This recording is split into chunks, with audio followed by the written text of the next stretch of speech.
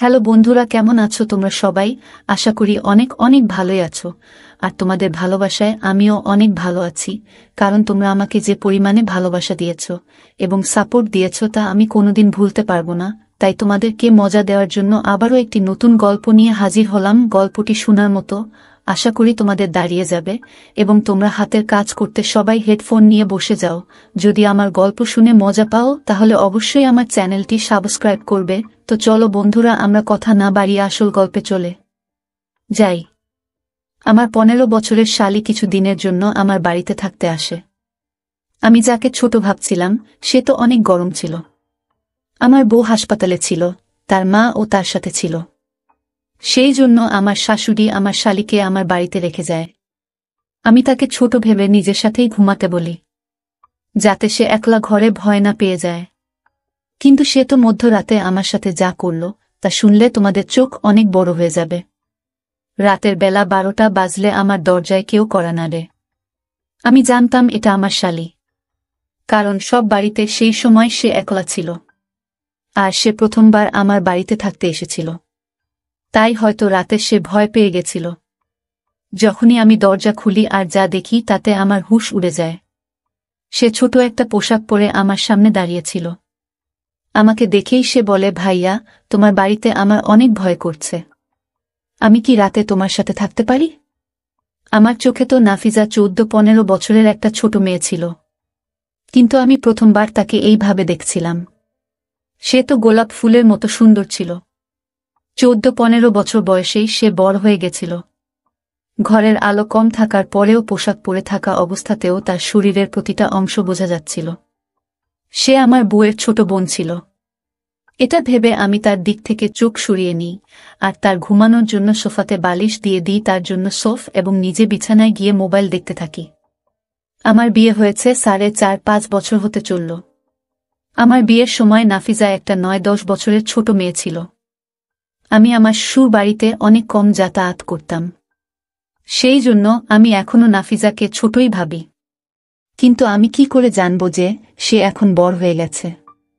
আমি মন দিয়ে মোবাইল দেখছিলাম আর নাফিজা সোফাতে শুয়েছিল।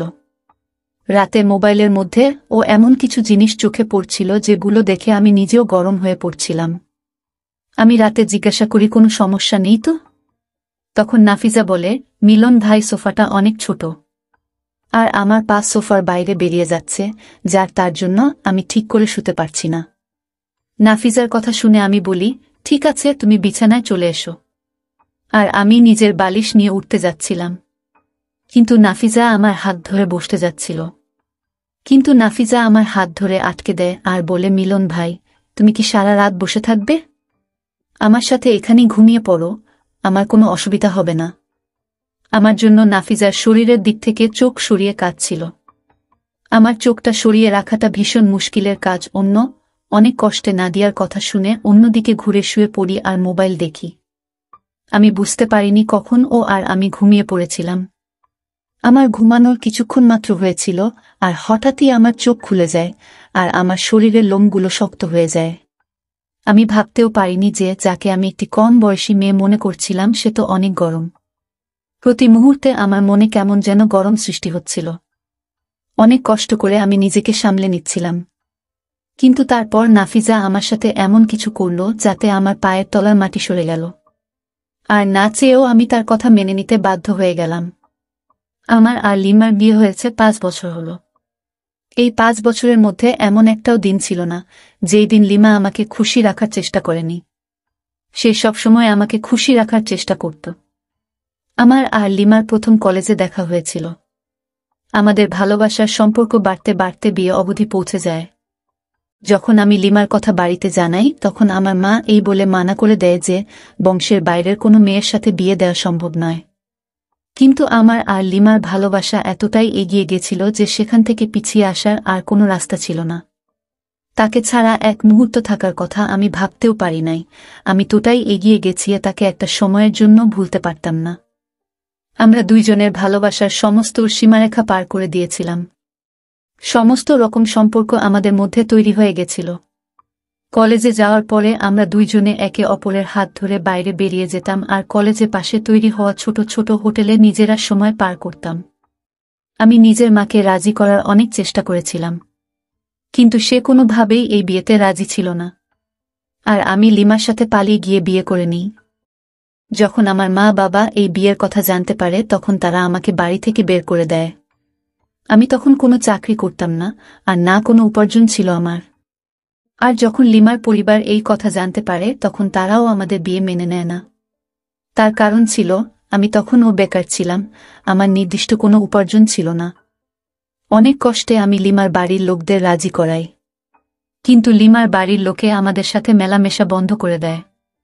অনেক দিন পর্যন্ত আমি আর লিমা অনেক কষ্টে জীবন যাপন করেছি, কিন্তু যখন আমি চাকরি পাই তখন আমার অবস্থা কিছুটা ভালো হয়। তখন লিমা নিজের বাড়ির লোকেদের সাথে মেলামেশা শুরু করে, কিন্তু আমি তাদের একদম পছন্দ করতাম না। কারণ যখন খারাপ সময় ছিল তখন তারা আমার কথা ভাবেনি, আমাকে আপন করে নেয়নি। সেই জন্য আমি লিমার বাড়িতে খুব একটা যেতাম না, হয়তো বছরে একবার বা দুইবার যেতাম। সেই জন্য আমি লিমার বোন নাফিজাকে ভালোভাবে কখনো দেখিনি, আর তার সাথে খুব একটা কথা হতো না। সেই জন্য বুঝতে পারিনি এখন সে 14-15 বছরের সুন্দরী মেয়ে হয়ে গেছিল। আল্লাহ আমাকে অনেক দিন ভালো সময় থেকে দূরে রেখেছিল, অনেক চিকিৎসা থেকে দূরে রেখেছিল আমাকে। এখন আমার ভালোবাসার মানুষ লিমা এখন সন্তানের মা হতে চলেছে। আমার পরিবারে তো কেউ ছিল না, সেই জন্য বাধ্য হয়ে লিমার মাকে ডাকতে হয়েছিল। যখন আমরা লিমাকে নিয়ে হাসপাতালে গেলাম তখন তারা বলল যে 2 দিন তাকে হাসপাতালে থাকতে হবে। গর্ভবতী থাকাকালীন সময় সে অনেক দুর্বল হয়ে গেছিল, সেই জন্য তার কাজটা একটু কঠিন ছিল। লিমার বাবা কোনো কাজে শহরের বাইরে গেছিল, সেই জন্য লিমার মা তার বোনকে আমাদের বাড়িতে রেখেছিল, কারণ সে তাকে একলা ছাড়তে চাইছিল না। আমি অনেক দিন পরে লিমার বোন নাফিজাকে দেখছি, আর আমি তাকে দেখে অবাক হয়ে যাই। আমি তো লিমার সৌন্দর্যের জন্য পাগল ছিলাম, কিন্তু তার ছোট বোন তো তার থেকে অনেক বেশি সুন্দরী ছিল। নাফিজাকে দেখে আমি লিমাকে ভুলে গেছিলাম। লিমা না থাকা কালীন অবস্থায় নাফিজা ঘরের সব কাজ অনেক ভালোভাবে করত, আর এমনটা মনেই হতো না যে লিমা বাড়িতে নেই। সে সারা বাড়ি পরিষ্কার করে ঘুমানোর ব্যবস্থা করছিল। তখন আমি ও নিজের ঘরে চলে গেলাম, কিন্তু কিছুক্ষণ পরে যখন দরজায় কড়া নাড়ার আওয়াজ শুনতে পেলাম তখন আমি বুঝে গেছিলাম যে নাফিজা এসেছে, হয়তো তার কোনো জিনিসের প্রয়োজন। কিন্তু আমি এটা একদম জানতাম না যে নাফিজা অন্য কোনো উদ্দেশ্য নিয়ে এসেছে। প্রথমে সে সোফায় আরাম করে বসে যায় আর বললে, আমার নিজেকে অনেক একা একা মনে হচ্ছে, কারণ আমি এই বাড়িতে একদম নতুন। সেই জন্য আমি ভাবলাম যে আপনার ঘরে গিয়ে রাতে থাকব। আমি নাফিজাকে বললাম, যা করেছ ভালো করেছ, তুমি এখানে চলে এসে ভালোই করেছ। এটাকে তুমি নিজের বাড়ি মনে করতে পারো, তুমি এখানে নিজের মতো করে থাকতে পারো।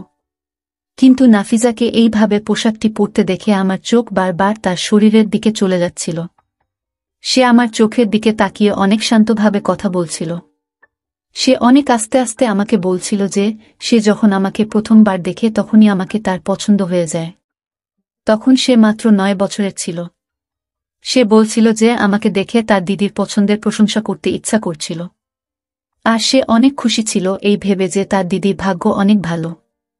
নাফিজা বলতে থাকে সেই দিনের পর থেকে সে আমাকে পছন্দ করতে শুরু করে, আর সে প্রার্থনা করত যে তার জীবনে আসা মানুষটাও যেন আমার মতো হয়। নাফিজা আমার সাথে কথা বলতে বলতে নিজের পোশাকটির ফিতার সাথে খেলতে শুরু করে। সে বলছিল আমার সুন্দর চোখ তার সব সময় মনে করত। সে বলে সে অনেকবার আমার জন্য তার বাবার সাথে ঝগড়াও করেছে, কারণ সে চাইতো তার বাবা যাতে আমাকে ক্ষমা করে দেয়, তাকে আপন করে নেয়, কারণ সে আমাকে দ্বিতীয়বার দেখার জন্য পাগল ছিল। আমার সাথে কথা বলতে বলতে সে সোফায় শুয়ে পড়ে, আর আমি অনেক কষ্টে তার দিক থেকে চোখ সরিয়ে মোবাইল দেখতে থাকি। ঘরের পরিবেশ হঠাৎই অনেক বেশি গরম হয়ে যায়। নাফিজা অনেক গরম ছিল, যে আমাকে ভিতর থেকে অনেক গরম করছিল। আমি তো তাকে একটা ছোট মেয়ে ভেবেছিলাম, কিন্তু তার শরীর তো যে কাউকে পাগল করে দেবে। আমার চোখ কিছুক্ষণ পর পরই নাফিজার দিকে চলে যাচ্ছিল। যখন তাকে আমি একটু অস্থির দেখি তখন তাকে জিজ্ঞাসা করি, কি হয়েছে নাফিজা? সে বলে, এই সোফাটা অনেক ছোট, তাই আমি এখানে ঠিক করে শুতে পারছি না। এই কথা শুনে আমি তাকে বলি যে তুমি বিছানায় চলে আসতে পারো, আর সোফায় আমি শুয়ে পড়ছি। সে যখন বিছানার দিকে আসতে থাকে বিছানার দিকে আমি বিছানা থেকে উঠে যাই। নাফিজা তখনই আমার হাত ধরে নেয় আর বলে, মিলন ভাই, তোমার চিন্তিত হওয়ার কোনো কারণ নেই, এটা তো তোমার ঘর। আমি বিছানার একদিকে শুয়ে পড়ছি আর অন্যদিকে আপনি শুয়ে পড়ুন। নাফিজার এই কথা শুনে আমি অবাক হয়ে যাই, কিন্তু আমিও আরাম করতে চাইতাম। সারা দিন লিমার জন্য আমি হাসপাতালে অনেক দৌড়াদৌড়ি করেছি, সেই জন্য আমি বিছানার একদিকে শুয়ে পড়লাম আর নিজের মোবাইল দেখতে থাকি। নাফিজা থাকার জন্য গরম সামলে রাখা আমার জন্য ভীষণ মুশকিল হয়ে দাঁড়িয়েছিল। মোবাইল দেখতে দেখতে কখন ঘুমিয়ে পড়েছিলাম বুঝতেই পারিনি আমি। ততক্ষণ আমি আমার চোখ খুলি তখন মনে হয় কেউ আমার শরীরের উপরে হাত রেখে আছে।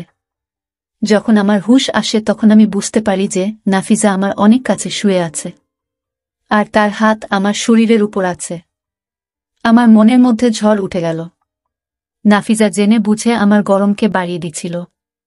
সে তার কথায় আগেই বলেছিল যে সে আমাকে পছন্দ করে আর রাতের অন্ধকারে সে এইভাবে আমার এত কাছে। এটা দেখে এটা তো প্রমাণিত ছিল যে তার মনে আমার জন্য অনেক কিছু আছে। আমি একটা ছেলে, অনেক চেষ্টা করার পরে ও নাফিজার কাছে যাওয়া থেকে নিজেকে আটকাতে পারিনি আর আমিও তার কাছে চলে যাই। এমন মনে হলো নাফিজা যেন এর জন্যই অপেক্ষা করছিল।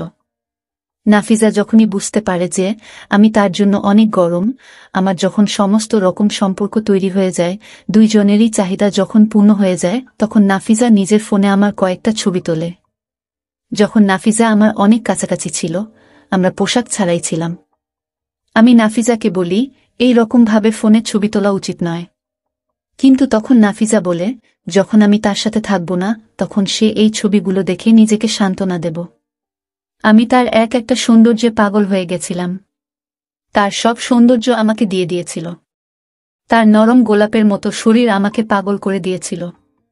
আর আমি এটাও ভুলে গেছিলাম যে আমার বউ হাসপাতালে আছে আর সে যে কোনো আছে, সে আমার সন্তানের জন্ম দিতে পারে। কিন্তু আমি কি করে জানতাম যে এটা আমার সব শেষ হবার শুরু ছিল। যখনই আমি হাসপাতালের জন্য রওনা দিই তখনই নাফিজা আমাকে ডাকে আর আমাকে ধরে আদর দিয়ে বলে, আমাকে কিছু টাকা দাও, আমি বাজারে যাব।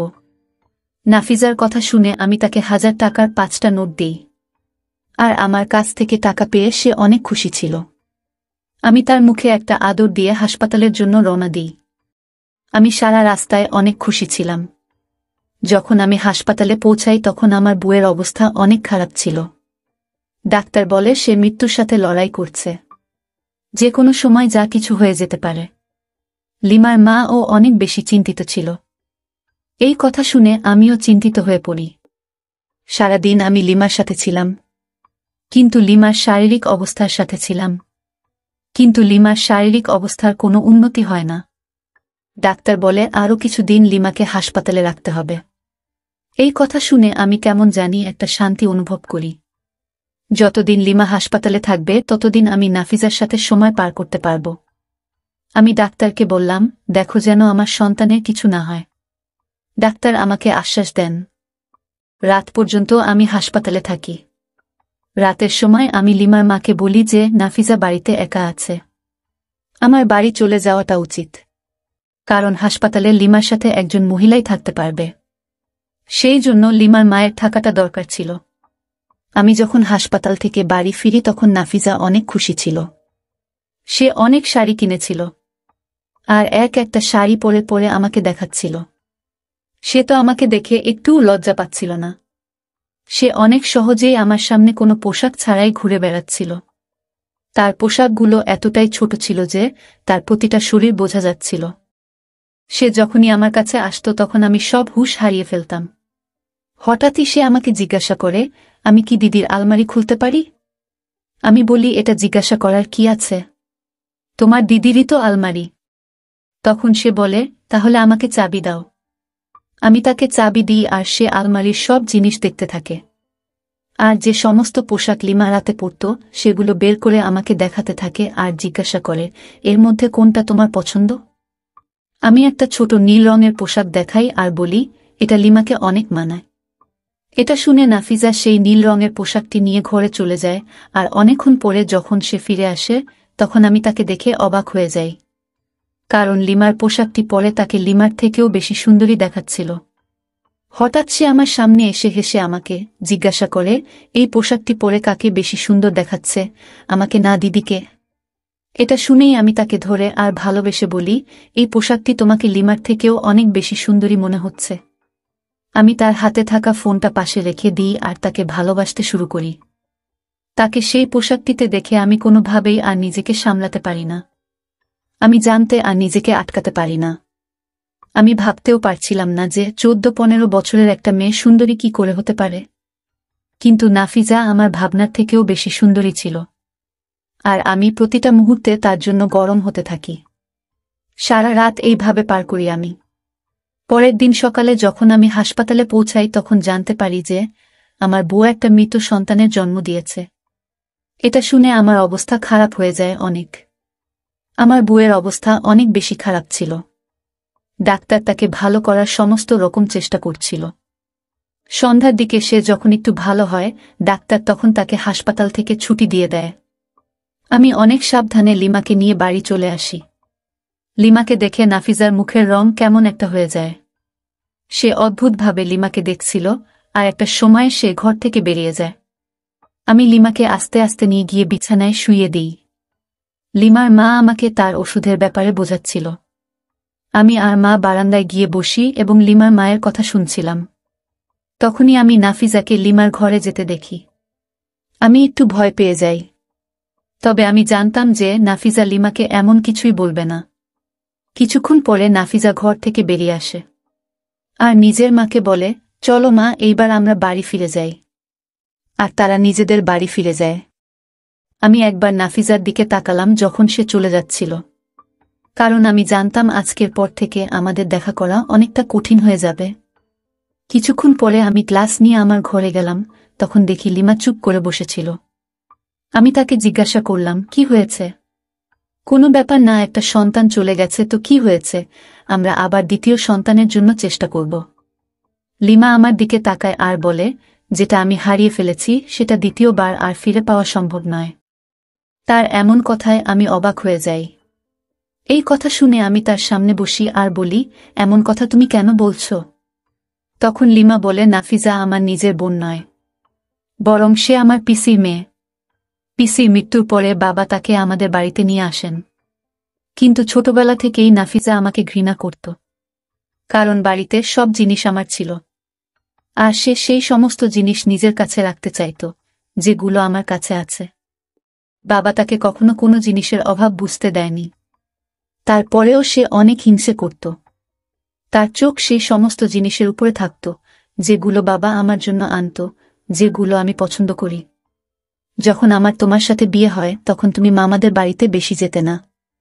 তখন আমি শান্তি পেতাম যে সে তোমার উপর অন্তত চোখ দেবে না। কিন্তু আমি বুঝতে পারিনি যে সে আমার অনুপস্থিতিতে এত কিছু করবে। লিমা আমাকে বলছিল, নাফিজা যাওয়ার আগে লিমাকে সেই সব ভিডিও দেখিয়ে গেছে আর সব ছবি ও দেখিয়েছে যেখানে আমরা দুইজন একসাথে ছিলাম। লিমার মুখে ওসব কথা শুনে আমি আশ্চর্য হয়ে যাই। নাফিজা সবকিছু ইচ্ছা করে করেছিল আর আমি তার হাতের পুতুল হয়ে গেছিলাম। লিমার চোখে আমার জন্য শুধু ঘৃণা ছিল। সে তার সন্তান ও হারিয়ে ফেলেছিল, তার স্বামী ও এমন। আমি লজ্জায় তার সামনে মাথা নিচু করেছিলাম। তখন লিমা বলে, নাফিজা যেতে যেতে তার কাছ থেকে নীল রঙের পোশাকটি চেয়ে নিয়ে গেছে, কারণ সেই পোশাকটি আমার থেকেও নাফিজার শরীরে বেশি ভালো মানায় বলে তুমি মনে করো। আমার এমন মনে হচ্ছিল যেন লিমার প্রতিটা কথা আমার মনে আঘাত করছিল। সময়ের নিষ্ঠুর পরিহাসের জন্য আমার সব জীবন নষ্ট হয়ে গেছিল। এখন জীবন নই হে, আমি আর কোনো দিন লিমার সামনে মাথা উঁচু করে দাঁড়াতেও পারব না, জীবন পার করতে পারব না। কিছু সময় পর নাফিজা আমাকে ব্ল্যাকমেইল করতে শুরু করে। সে প্রতিবার আমার থেকে অনেক টাকা নিত আর আমি না দিতে চাইলে আমার ছবি ভাইরাল করে দেওয়ার কথা বলত। যে মেয়েকে আমি 14 বছরের ছোট মেয়ে ভাবছিলাম, সেই আমার জন্য কাল হয়ে দাঁড়ায়, যে আমার জীবন নষ্ট করে দেয়। আমার আর লিমার মধ্যে সম্পর্ক একদম নষ্ট হয়ে গেছিল, কারণ লিমা এখন শুধু আমাকে ঘৃণা করত। তার চোখে আমার জন্য শুধু ঘৃণা ছিল। সময় আর ভুল মানুষটি আমাকে কোথাও মুখ দেখানোর মতো অবস্থায় রাখে না। তাই বন্ধুরা, তোমাদের একটাই কথা বলতে চাইব, তোমরা কখনোই এই রকম প্রলোভনে পা দিবেন না। সময়ের সুখের জন্য নিজেদের জীবন নষ্ট করো না। বন্ধুরা, আজকের ভিডিওটা এখানেই শেষ করলাম। অনেক কষ্ট করে ভিডিওটি আপনাদের জন্য বানিয়েছি। যদি ভিডিওটি আপনাদের ভালো লেগে থাকে তাহলে একটা লাইক করবেন এবং চ্যানেলটি অবশ্যই সাবস্ক্রাইব করবেন। এই আশা ব্যক্ত রেখে আপনাদের কাছ থেকে বিদায় নিচ্ছি আমি। দেখা হবে আগামীকালের নতুন কোনো ভিডিওতে। সে পর্যন্ত সবাই ভালো থাকুন, সুস্থ থাকুন। ধন্যবাদ।